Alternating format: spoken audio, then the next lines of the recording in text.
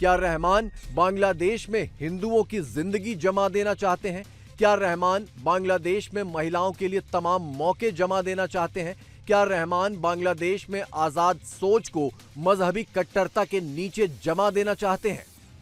इरादा तो कुछ ऐसा ही लगता है, क्योंकि शफीकुर रहमान के ताजा बयान और रंग ढंग यही इशारा दे रहे हैं कि वो पाकिस्तान की तर्ज पर मजहबी कट्टरता वाली सियासत की सीढ़ी के दम पर ही बांग्लादेश के शिखर पर चढ़ना चाहते हैं। Do you see yourself as a prime minister? Sorry, sir. You will be the prime minister? I don't know.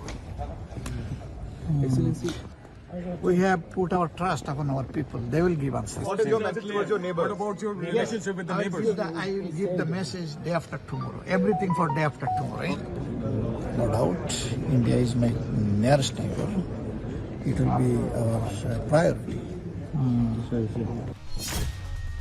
एक इंटरव्यू में शफीकुर रहमान ने कहा कि महिलाओं को लीडरशिप रोल नहीं दिए जा सकते क्योंकि इस्लाम में इसकी इजाजत नहीं है। रहमान के सोशल मीडिया पोस्ट में महिलाओं की नौकरी को प्रोस्टिट्यूशन कहा गया। हालांकि बाद में शफीकुल ने दावा किया कि उनका अकाउंट हैक कर लिया गया था।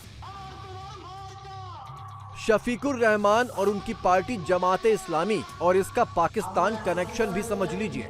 शफीकुर रहमान अगर बांग्लादेश को पाकिस्तान के रास्ते पर झोंकना चाहते हैं तो इसकी जड़ें बहुत पुरानी हैं।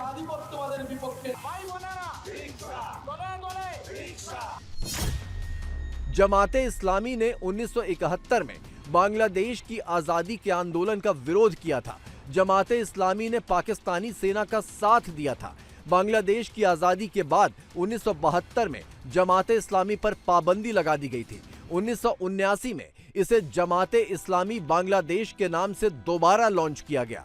2008 से 2010 के बीच जमात के कई नेताओं को 1971 में उनकी हरकतों के लिए कैद और फांसी की सजा दी गई।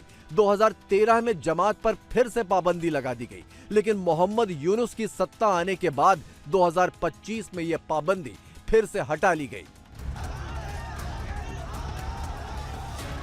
बांग्लादेश में जब हिंदुओं को मारा काटा जा रहा था, उनके घर जलाए जा रहे थे, मोहम्मद यूनुस खामोशी ओढ़े हुए थे, बल्कि उन्होंने इन खबरों को झूठा भी बताया था। लिहाजा उनसे यही उम्मीद थी कि वो ऐसा हर काम करेंगे जो बांग्लादेश में मजहबी कट्टरता और पाकिस्तान परस्ती को आगे बढ़ाए।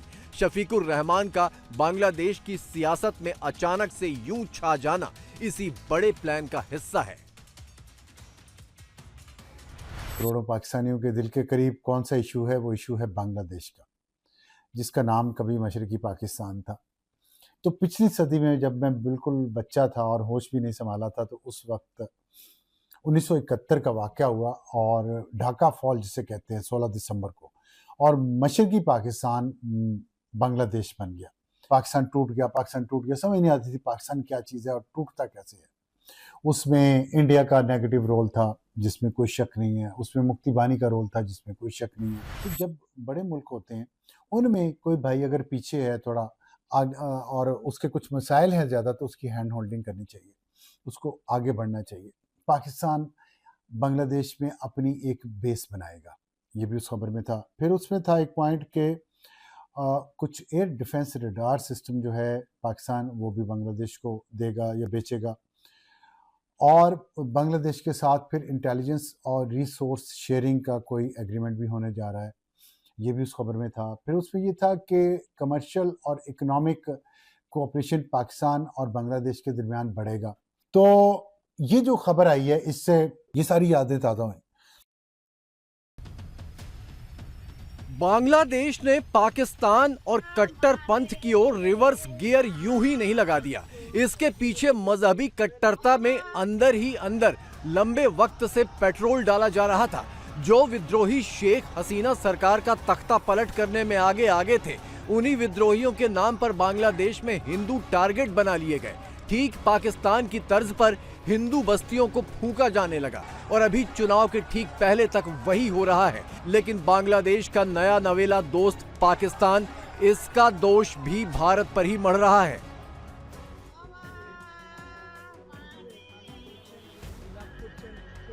ये तमाम जो हालात हैं उसके पीछे ज़िम्मेदार सिर्फ और सिर्फ इंडिया है। इंडिया हमेशा छोटे ममालिक में चंद स्पेसिफिक ग्रुप को सपोर्ट करके उनके इंटरनल हालात को मज़ीद ख़राब से ख़राब करना चाहता है। इंडिया जो है ना अपने कारिंदे भेजे हुए बांग्लादेश के लोगों को साथ मिलाया हुआ है, उनको पैसे दे रहे, बजट दे रहे, इनके ज़रिए से उनको कंट्रोल कर रहे हैं। लोगों को पता नहीं है, किसी की जज्बाती लोग है, किसी की बातों में आ जाते हैं।